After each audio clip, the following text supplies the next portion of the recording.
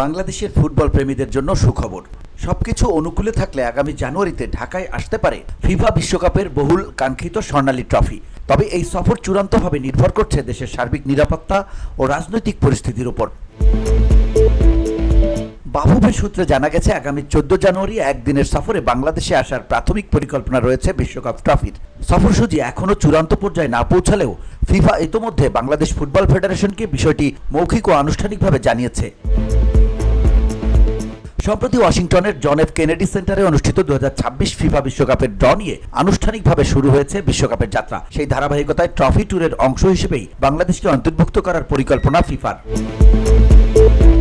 বাফুফের সহসভাপতি ফাহাদ করিম জানিয়েছেন, এবারের ট্রফি সফরে দর্শক অংশগ্রহণ বাড়ানোর দিকেই গুরুত্ব দিতে চায় আয়োজক সংস্থা। তিনি বলেন, ফিফা আমাদের নিশ্চিত করেছে যে ট্রফি সফরের পরিকল্পনা রয়েছে। তারা তাদের চূড়ান্ত রূপরেখা আমাদের কাছে উপস্থাপন করবে। সেখানে আমাদের কোনো প্রস্তাব থাকলে তা বিবেচনায় নেওয়া হবে। 2026 বিশ্বকাপে দলের সংখ্যা ও ম্যাচ বাড়ায় দর্শক চাহিদাও বেড়েছে। বিষয়টি মাথায় রেখে বাংলাদেশ যেন আগের চেয়ে বেশি টিকিট পেতে পারে সে অনুরোধও ফিফার কাছে জানানো হয়েছে বলে জানান বাফুফে সহসভাপতি। VOD Bangla news desk.